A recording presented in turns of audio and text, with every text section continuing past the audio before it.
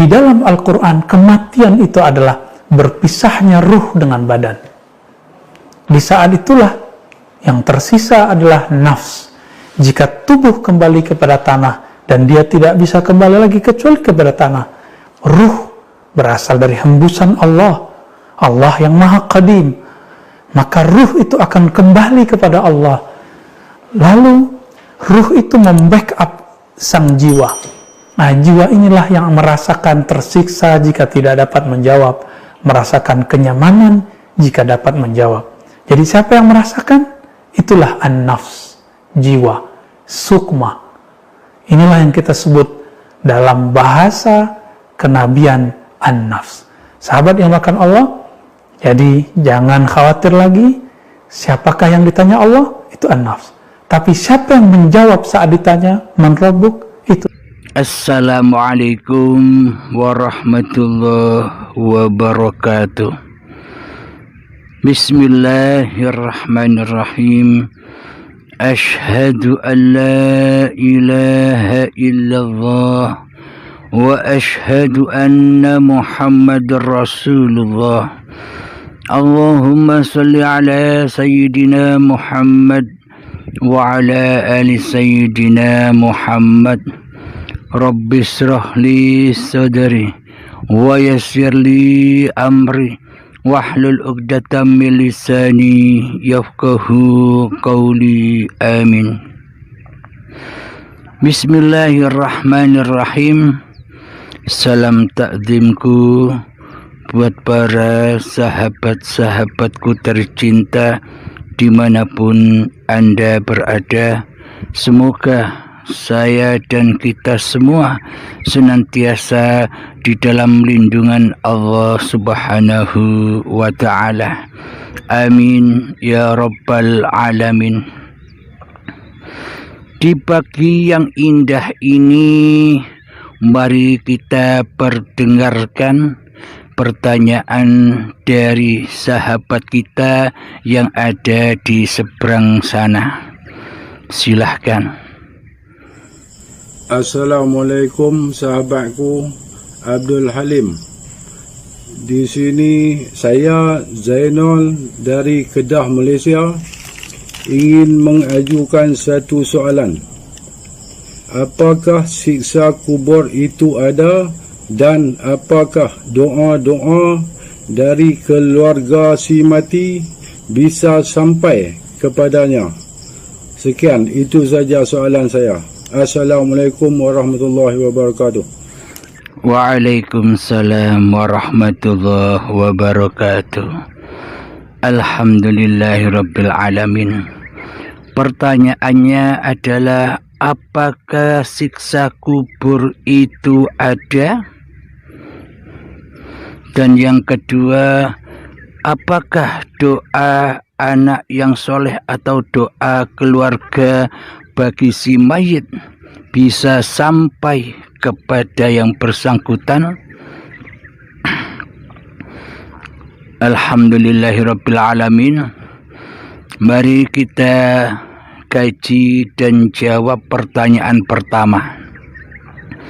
Apakah siksa kubur itu ada? Siksa kubur itu adalah nyata adanya, benar adanya.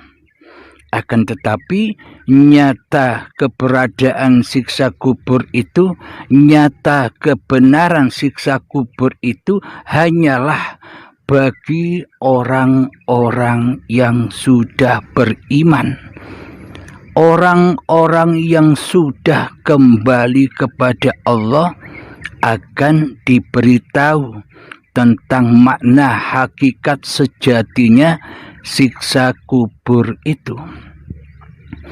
Bagi manusia yang belum beriman kepada Tuhan Sang Pencipta dirinya, bagi manusia yang masih gaib Allahnya di hatinya, bagi manusia yang masih wujud dirinya sendiri di hatinya sebagai Tuhan yang mentuhani hidup dan badan ini, memang belum nyata kita apa itu siksa kubur. Belum jelas apa itu siksa kubur. Karena Allah baginya gaib, bagi Allah, bagi dirinya Allah tiada yang paling wujud daripada Allah di dalam hatinya masih hawa nafsunya. Maka alam-alam kejadian itu tak nyata baginya. Mereka anggap memang mereka yakin. Kita selama ini yakin bahwa siksa kubur itu ada. Akan tetapi itu hanya sebatas percaya dan yakin saja. Percaya dan yakin ala hawa nafsunya. Karena apa?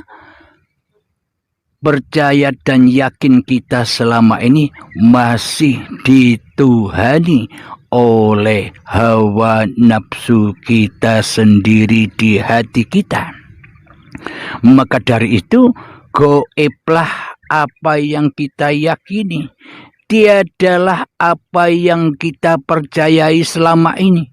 Memang siksa kubur ada, tapi nanti, karena dirinya belum mati, karena badannya belum wafat. Jadi adanya alam kubur dan siksa kubur adalah nanti bagi manusia yang belum beriman kepada Allah di hatinya, yakni bagi manusia penyembah dan pemuas hawa nafsunya sendiri di hatinya. Karena Allah sebagai Tuhan yang mentuhani dirinya selama ini masih gaib, masih tiada. Otomatis alam-alam yang dipercayainya, alam-alam yang diyakininya selama ini juga gaib bersama kegaiban, ketiadaan Tuhannya di hatinya.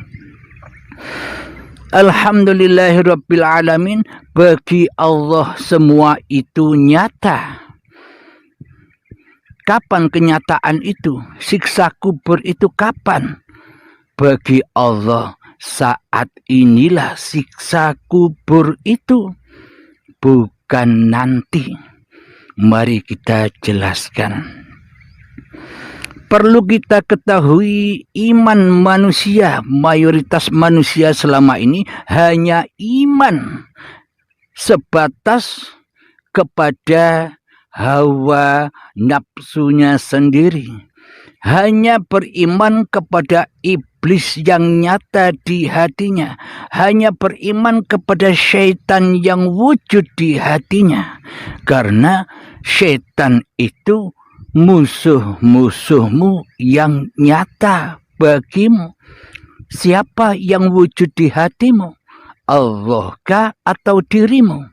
Selama yang wujud di dalam hati kita masih diri manusia kita, itulah hawa nafsu.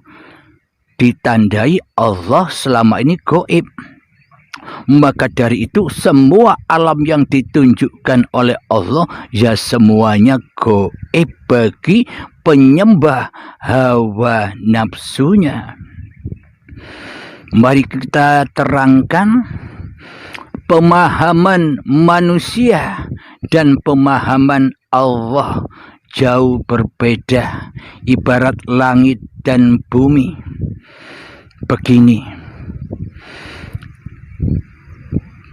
kita selama ini hanya mempertuhankan salib-salib diri manusia kita sendiri, yakni kita mentuhankan badan-badan ini daripada mentuhankan uripe Allah.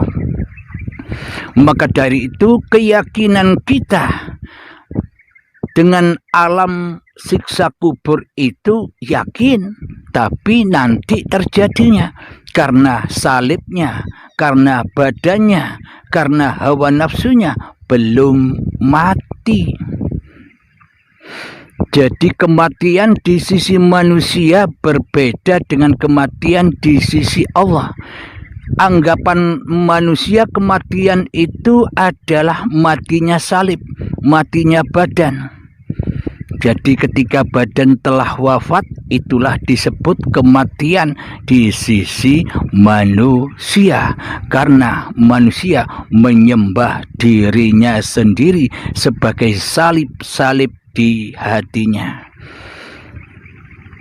Akan tetapi di sisi Allah yang disebut kematian itu adalah matinya jiwa kita, matinya hati kita. Kerasnya hati kita melebihi kerasnya batu, yakni hati kita belum menyadari ada Tuhan yang berkuasa atas diri kita. Kita belum menyadari ada Tuhan pencipta diri kita dan apapun yang kita perbuat. Inilah yang disebut kematian di sisi Allah. Bila jiwa kita mati, maka ya dikubur. Siapa yang mengubur? Uripe Allah lah yang mengubur. Allah lah yang mengubur si mayat ini.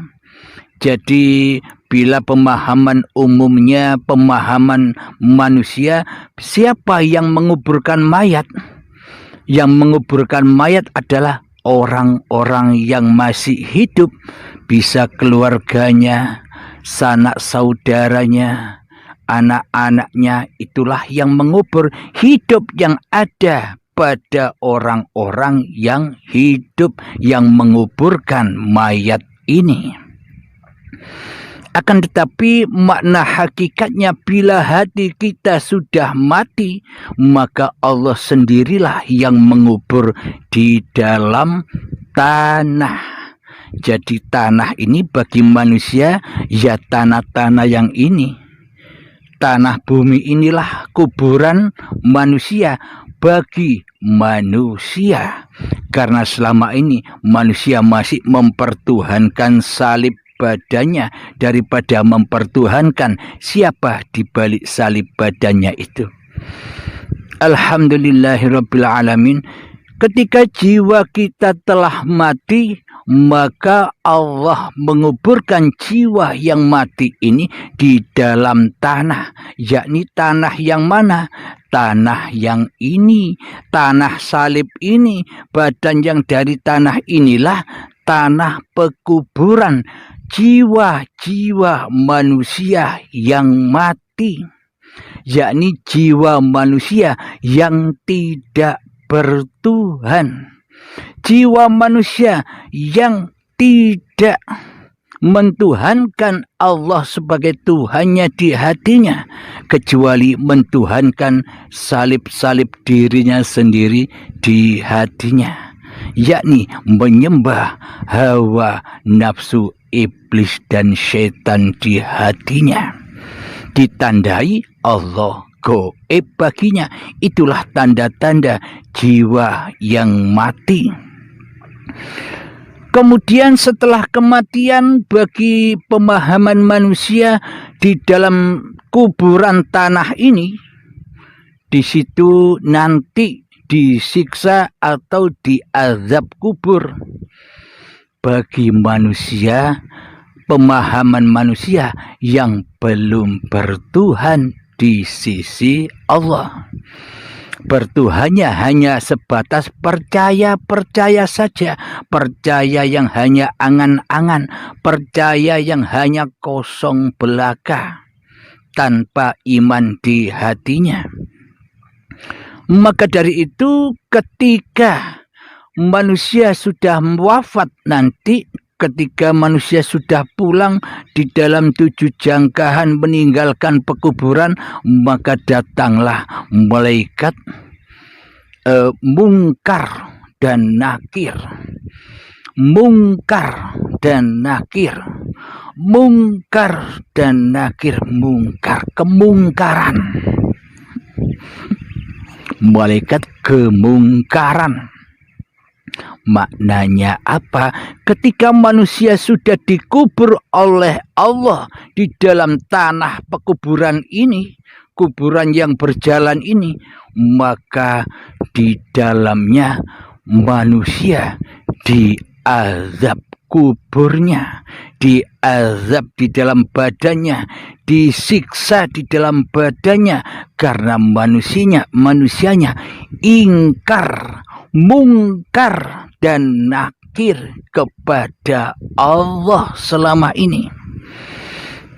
Apa buktinya manusia selama ini mungkar dan nakir di dalam hatinya? Karena selama ini Allah tidak dipertuhankan di hatinya, melainkan mempertuhankan iblis dan syaitan yang mana tidak mau tunduk dan sujud kepada keadamannya. Merasa dirinya ada, Allah saja yang tidak ada. Merasa dirinya wujud, Allah saja yang tidak wujud. Lah berarti ini kan yang jadi Tuhan bukan Allah di hati kita. Akan tetapi diri kita lah yang ngaku-ngaku selama ini sebagai Allah di dalam hati kita, tapi kita tidak terasa. Iman dan akidah kita di dalam Islam selama ini hanyalah fata morgana saja. Kita selama ini tidak mengikuti arahan-arahan agama kita sendiri.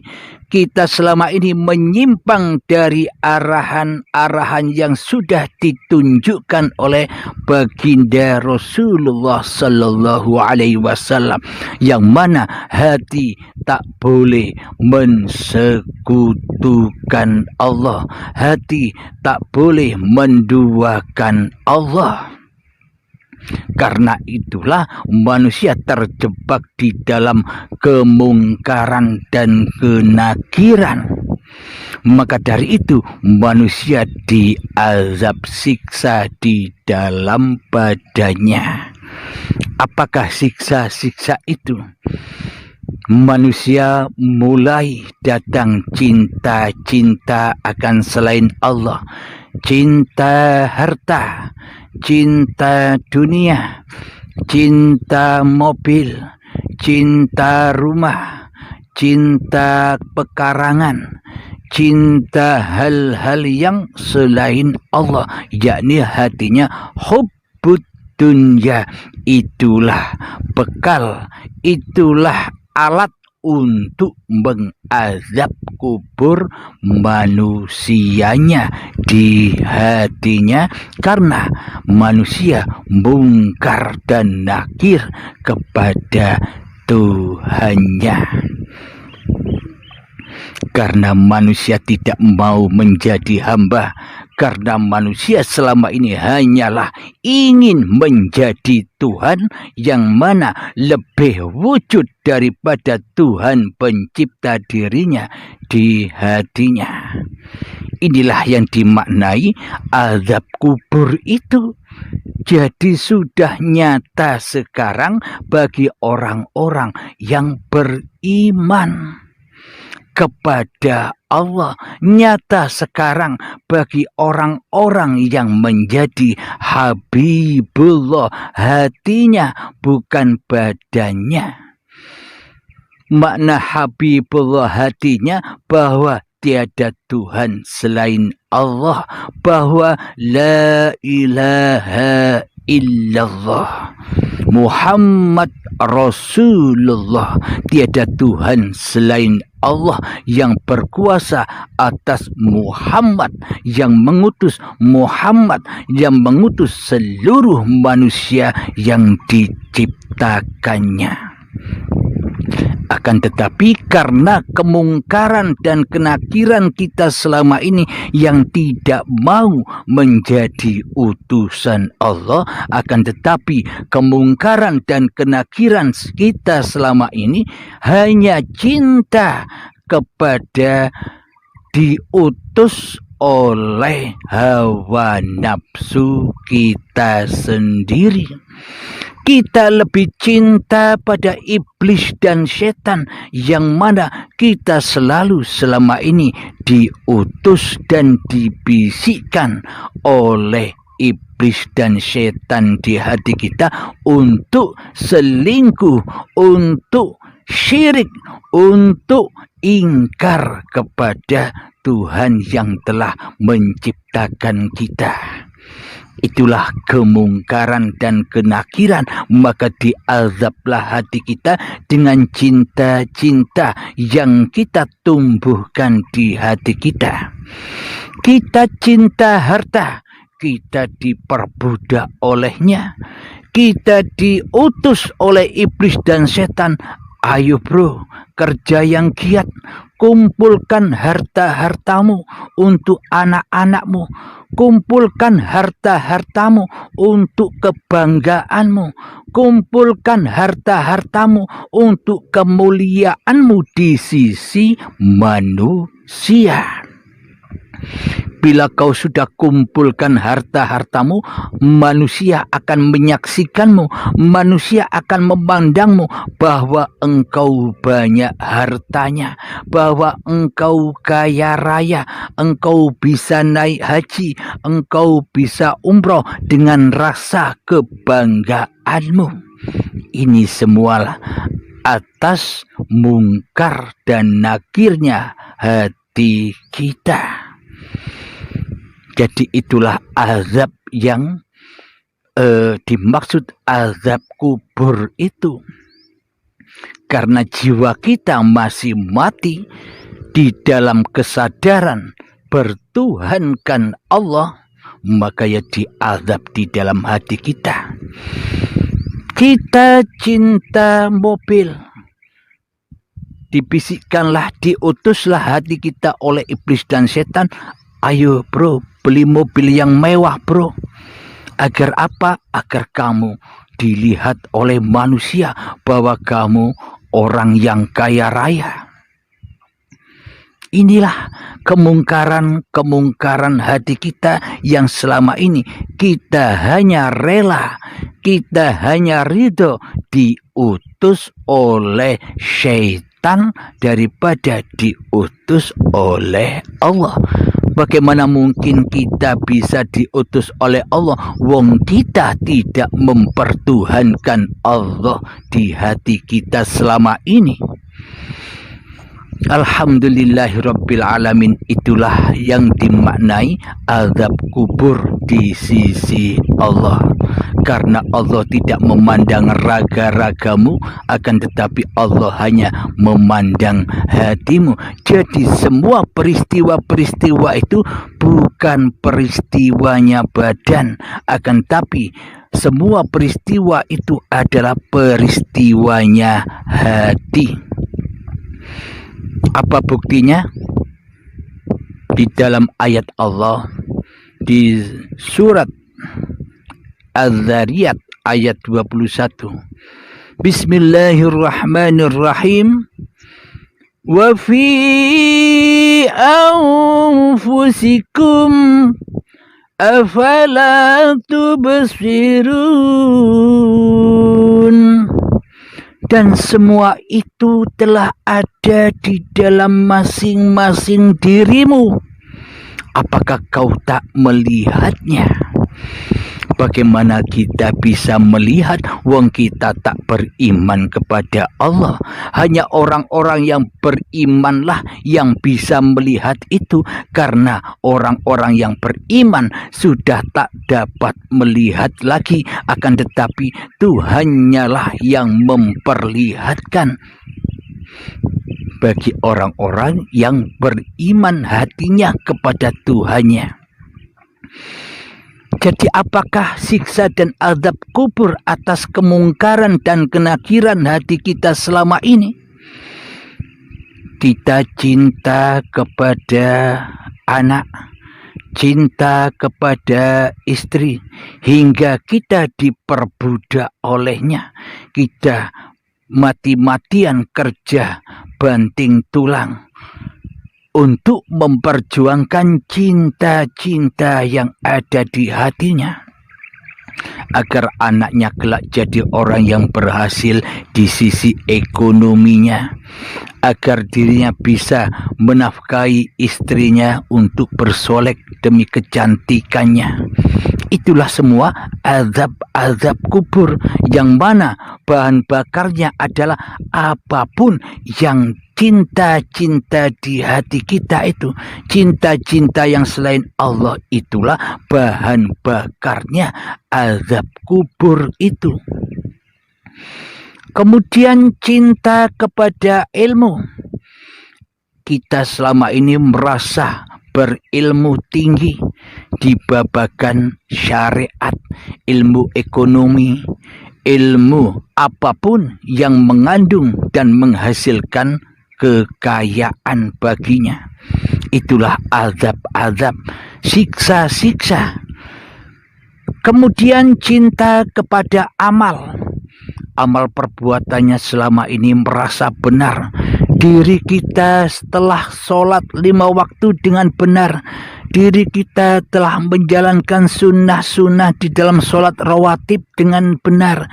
Diri kita merasa sudah istiqomah di dalam sholat tahajud, di dalam sholat duha, istiqomah puasa Senin Kemis atau puasa Daud, yakni puasa hari ini, besok berbuka, besoknya lagi berpuasa. Kita berbangga-bangga dengan amal-amal yang bukan kita yang melakukan. Itulah tanda-tanda alat untuk menyiksa hati kita, karena kita sudah di dalam azab kubur. Apa makna siksanya? Di dalam hati kita, kita merasa bangga dengan apa-apa yang kita amalkan. Kita merasa mulia daripada orang-orang di bawah kita. Kita merasa lebih mulia dari orang-orang yang tidak selevel dengan kita. Itulah azab kubur itu. Siksa demi siksa. Jadi ketika kita kaya raya, di dalam hati kita terbesit takut pada suatu saat nanti kekayaannya akan rontok, kekayaannya akan pudar. Jadi inti dari inti ketakutan kita selama ini, yakni dengan diri kita sendiri. Takut dengan diri kita sendiri, takut dengan sifat manusia kita sendiri. Apa? Kematian. Mayoritas manusia takut mati karena manusia takut tidak menjadi Tuhan lagi di hatinya. Inilah bukti selama ini manusia mayoritas hatinya tersesat kepada Tuhannya, karena dirinya telah memproklamirkan menjadi Tuhan daripada mentuhankan Allah di hatinya.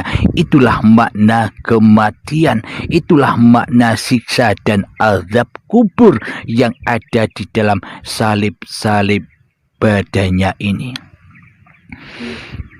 Itulah jawaban yang pertama, persoalan yang pertama. Apakah ada siksa kubur itu? Ada. Bagi orang-orang yang tidak beriman kepada Allah, bagi orang-orang yang masih goib Allahnya, ya kejadian itu disangkanya besok. Karena hatinya belum bertuhan, ya semua kejadian itu besok. Maka ketika syakaratul maut tiba, mereka akan terbelalak dengan apa yang dibayang-bayangkannya selama ini. Oh ternyata, gumam hatinya hanya itu. Ketika hari pembalasan, ketika yaumul maut, baiatan akbar itu datang terhadap dirinya, ketika syakaratul maut menjemput, begitu dahsyat siksa dan azabnya. Akan tetapi bagi orang-orang yang sudah beriman kepada Allah, bagi orang-orang yang sudah kembali hatinya kepada Allah, maka nyatalah semua alam-alam yang dihabarkan oleh Allah di dalam Al-Quran. Afala tubsirun, semua ada pada dirimu, wahai fulan, apa kau tidak melihatnya? Karena hati kita selama ini buta, mana mungkin kita bisa melihat. Bila yang dipakai untuk melihat masih mata manusianya, ya tak mampu melihatnya. Akan tetapi bila yang memandang basiroh Tuhannya, maka Allah maha melihat segala ciptaannya. Jadi maknanya alam kubur itu nyata adanya. Kapan? Bagi orang-orang yang beriman sudah mengetahui kapan siksa kubur itu. Bagi orang-orang yang beriman sudah melewati apa yang dikatakan kematian dan apa yang dikatakan azab kubur itu. Namun bagi orang-orang yang tak beriman, bagi orang yang masih goib, yang masih adam Allah baginya di hatinya, yang wujud hanya dirinya, ya nanti itu katanya, ya nanti itu di dalam angan-angannya, karena Tuhannya belum nyata baginya. Jadi semua cerita itu dianggapnya nanti, karena Allah tidak hudur di dalam hatinya, karena yang hudur di dalam hatinya adalah iblis dan setannya yang selalu menyumpal pikirannya, menyumpal mata hatinya, menyumpal pendengarannya, menyumpal penglihatannya, agar manusia tidak memandang, tidak bisa melihat kenyataan Tuhannya dan firman-firmannya.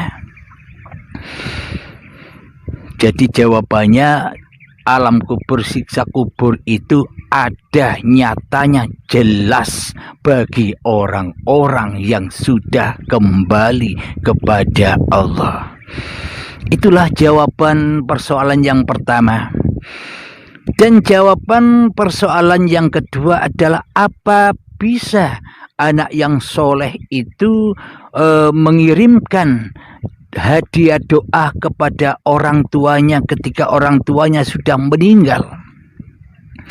Pertanyaannya begini, anak-anak yang soleh itu soleh sungguhan apa soleh solehan?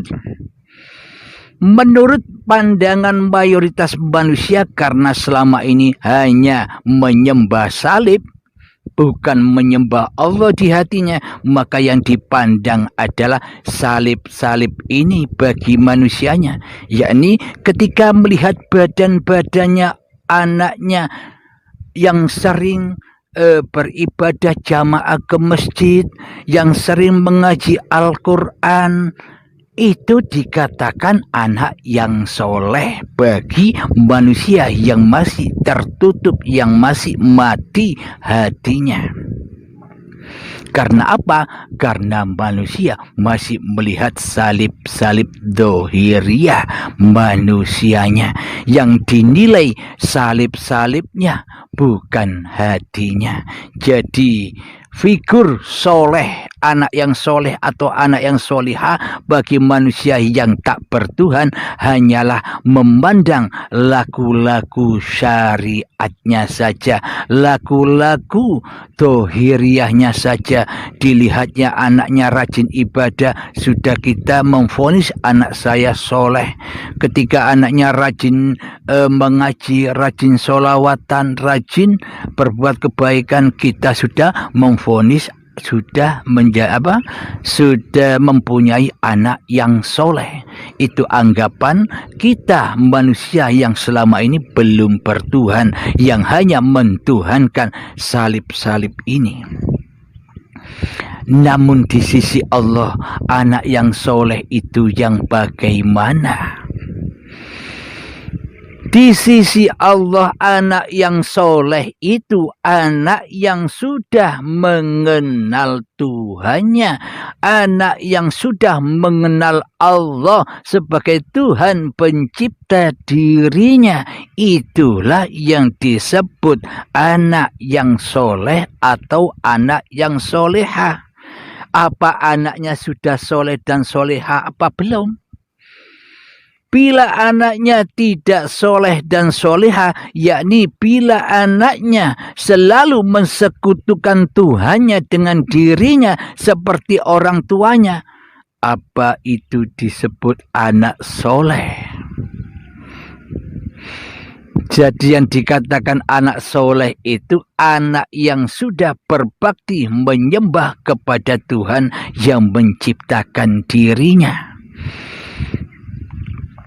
Contoh demikian, logikanya demikian. Anak-anak kita atau anak-anaknya orang yang sudah ditinggal orang tuanya selama ini menuduh dan menyangkanya saja jelek kepada orang tua yang sudah meninggalkannya. Berprasangka buruk kepada orang tua yang sudah meninggal. Apa maknanya? Apa buktinya? Kalau kita berprasangka buruk kepada orang-orang yang kita kasihi ketika mereka sudah meninggal. Apa bukti prasangka buruk kita? Kita selama ini mengirimkan doa lewat tahlilan, lewat yasinan, seharinya, 2 harinya, 3 harinya, 4 harinya, 5 harinya, 6 harinya, 7 harinya, 40 harinya, 100 harinya, 1000 harinya, dan haulnya setiap tahun. Ini kan maknanya kita sudah berprasangka buruk kepada kedua orang tua kita yang sudah meninggalkan kita. Karena selama ini kita menyangka orang tua kita diazab di sana. Karena kita selama ini menyangka orang tua kita menderita di alam tanah pekuburan itu. Itu kan prasangka kita selama ini tidak kita sadari. Bila kita berprasangka baik, husnudzon kepada kedua orang tua kita, bahwa orang tua kita itu orang mulia, orang baik di sisi Allah, mengapa kita harus kirimkan doa? Ya tidak berguna doa kita sementara mereka sudah bahagia. Ya tidak bergunalah doanya ahli neraka kepada ahli surga. Wong kita masih di dalam neraka kok mendoakan ahli jannah. Wong kita masih di dalam hawa nafsu kita sendiri yang berkuasa menjadi Tuhan, kok mendoakan orang-orang yang sudah rojiun di sisi Tuhannya. Ini kan prasangka yang terbalik. Karena di dalam hati kita belum ada iman. Alhamdulillahirabbil alamin. Itulah bukti bahwa selama ini kita berprasangka buruk, kok weru-weruwo.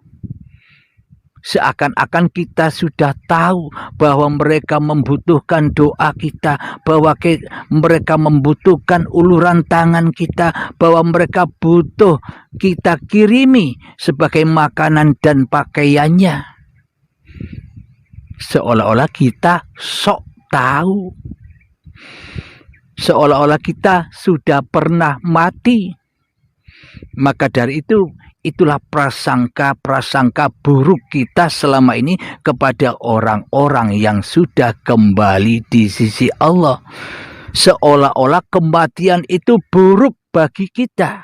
Seolah-olah kematian itu hal yang menyakitkan, hal yang tidak mau kita alami selama ini. Maka dari itu kita selama ini berprasangka buruk kepada orang-orang yang sudah meninggal. Buktinya kita mengirimkan doa kepadanya.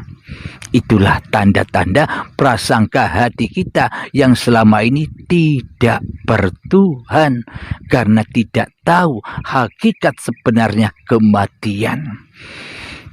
Karena saya beritahu hakikat kematian itu sesungguhnya indah.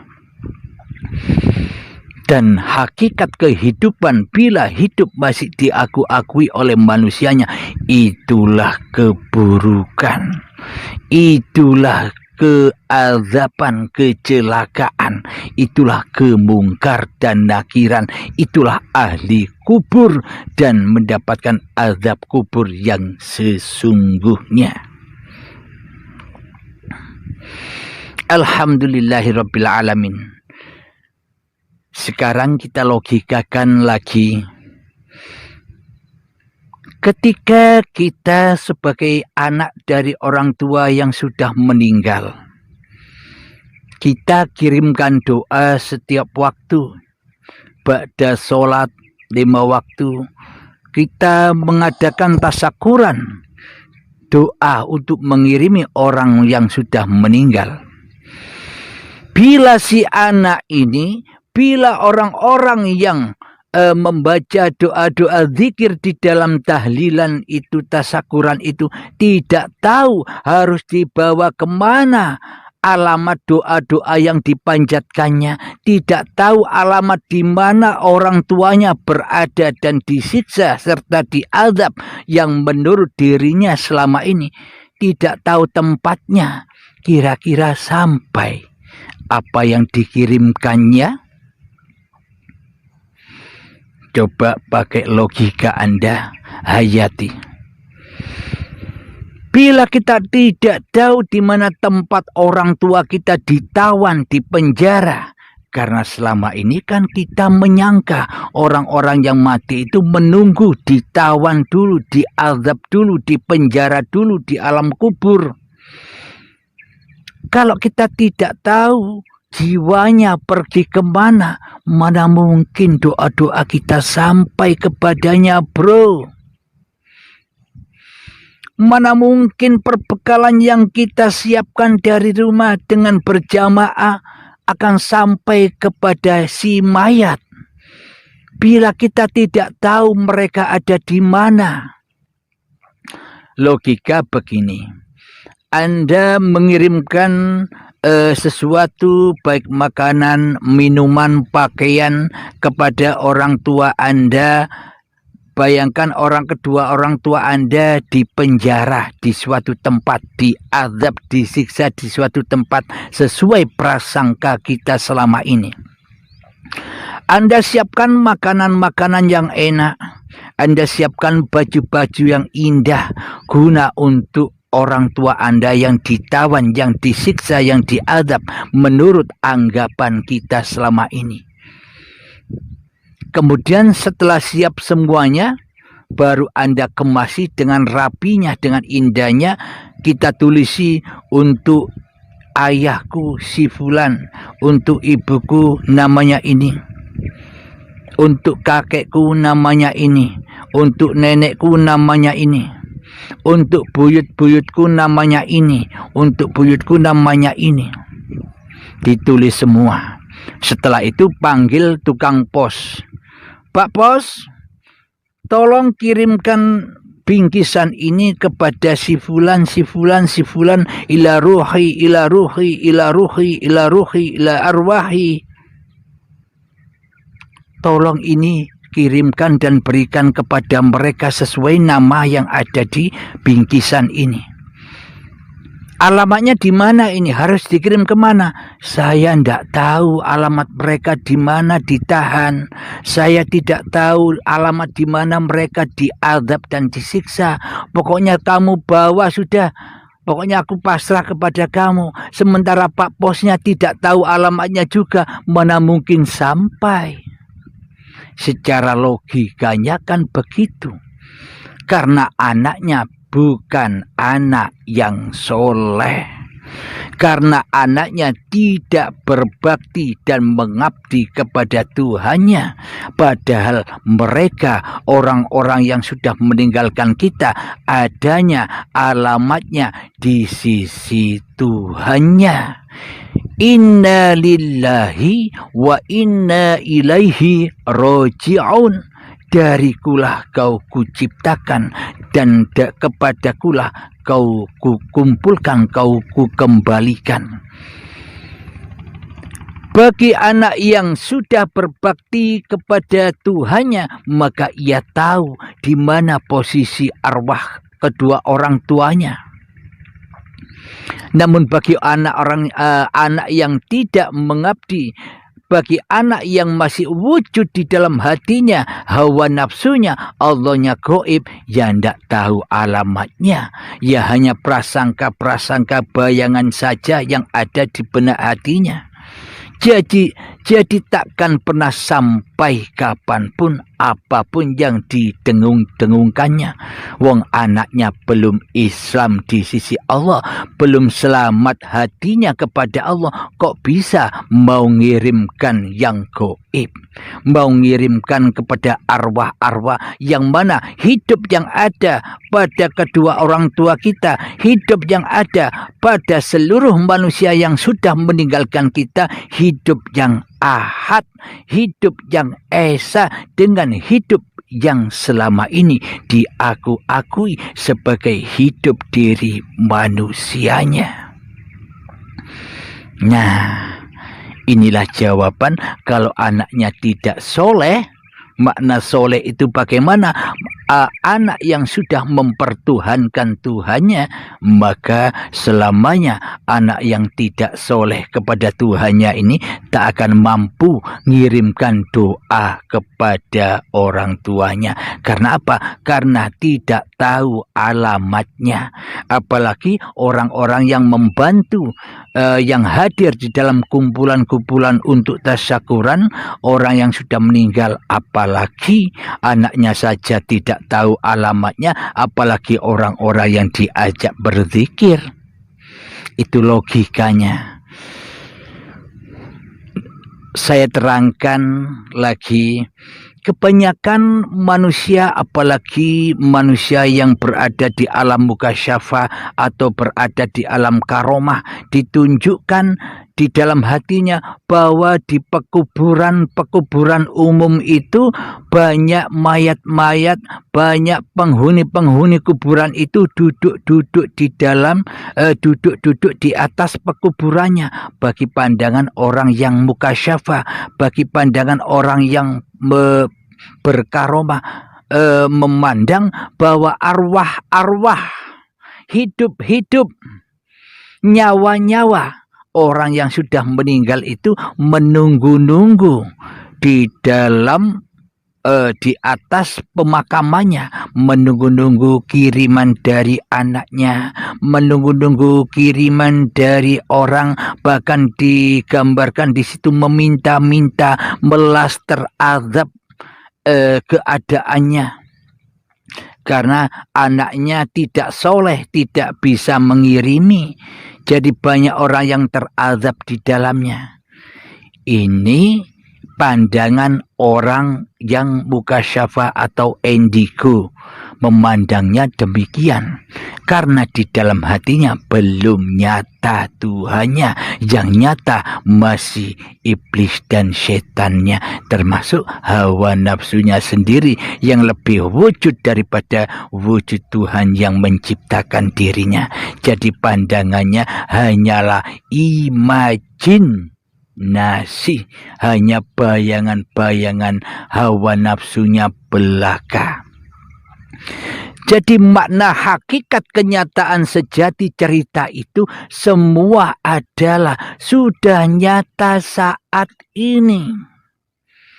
Jadi bagi manusia, orang-orang yang tidak ada Tuhan di hatinya, bagi manusia yang masih gaib Tuhannya di hatinya, di dalam pekuburannya, di dalam makamnya, di dalam salib-salib badannya, ia selalu menunggu-nunggu kapan datangnya, kapan ijabahnya doa-doa yang selama ini dipanjatkan kepada Allah. Nunggu-nunggu, ngemis-ngemis kepada Allah. Ya Allah, berilah aku harta. Ya Allah, kabulkanlah cita-citaku. Ya Allah, berikanlah aku istri yang cantik. Ya Allah, berilah aku harta yang banyak. Semuanya permintaan-permintaannya sesuai hawa nafsunya. Karena yang dipandang di dalam doanya bukan memandang Tuhan yang menciptakan, Tuhan yang memberikan apa yang kita minta, akan tetapi di dalam hati kita yang dipandang dunianya. Harta-harta yang kita impi-impikan itu yang dipandang, bukan Allah sebagai pencipta yang memberi apa yang kita minta. Inilah yang dimaksud orang-orang di pekuburan yang mengharap-harap rahmatnya Allah, yang mengharap-harap dunia, yang mengharap-harap kemuliaan dunia, yang mengharap-harap kebanggaan dunia. Itulah hakikat cerita diri kita sendiri selama ini sebelum kita bertuhankan Allah. Kita di dalam pekuburan salib-salib ini, kita ngemis-ngemis kepada Allah, tapi kita tidak mau menyaksikan Allah, tapi kita butuh dunianya, butuh apa yang kita inginkan di hati kita. Itulah lambang siksa-siksa kubur. Itulah lambang bagi orang-orang yang mukasyafat dan karomah, menyaksikan di dalam pekuburan itu di atasnya telah menunggu mayat-mayat, arwah-arwah, roh-roh yang mengharapkan doa dari keluarganya, yang mengharapkan kebaikan, kiriman dari orang-orang yang dicintainya. Maknanya itu sesungguhnya, hakikatnya, kenyataannya semua sudah terjadi di dalam diri kita. Wa fi anfusikum, semua cerita-cerita itu sudah ada di dalam dirimu. Afala tubsirun, apakah kamu tidak melihatnya? Bagaimana kamu bisa melihatnya? Penglihatanmu masih penglihatan salib, bukan penglihatan Allah. Maka dari itu butalah mata hati kita selama ini. Jadi yang dilambangkan pemandangan orang yang mukasyafah atau karomah, bahwa di atas pemakaman umum itu banyak arwah-arwah penghuni makam itu menunggu-nunggu kiriman dari anak dan saudaranya. Inilah makna hati kita yang selama ini dipendam di dalam jasad-jasad ini, yang mana selalu berdoa meminta-minta kepada Allah atas kesuksesan dunia, atas kesuksesan kerjanya, atas kesuksesan anak-anaknya, atas kesuksesan pekerjaannya. Semuanya babakan dunia, cinta-cinta di hatinya yang selain Allah. Kita tak pernah meminta, ya Allah, temukan aku denganmu ya Allah. Tidak pernah. Karena yang dicintai di dalam hati kita salib-salib dunia. Inilah salib yang paling besar yang menghalang-halangi kita jumpa dengan Tuhannya. Alhamdulillahirabbil alamin.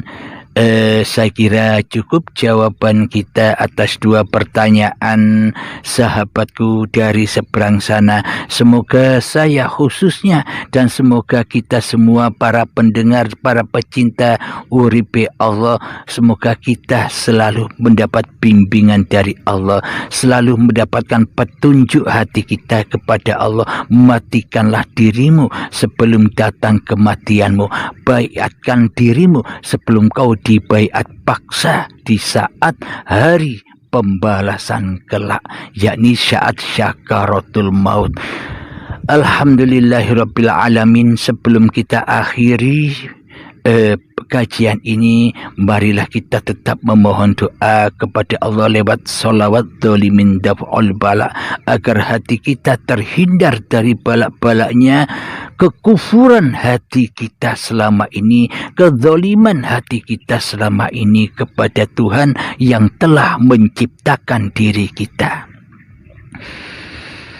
Allahumma salli ala Sayyidina Muhammad wa asghi lil-zalimin bil-zalimin.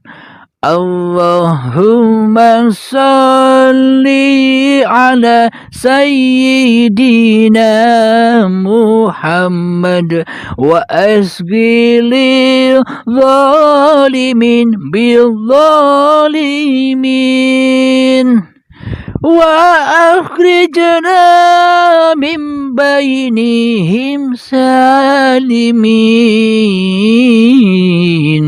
وعلى آله وصحبه أجمعين. الحمد لله رب العالمين. اللهم صل على سيدنا محمد وعلى آل سيدنا محمد. ربنا آتنا في الدنيا حسنة وفي الآخرة حسنة وقنا عذاب النار. وصلى الله على سيدنا محمد وعلى آله وصحبه وسلم والحمد لله رب العالمين. آخر كلام.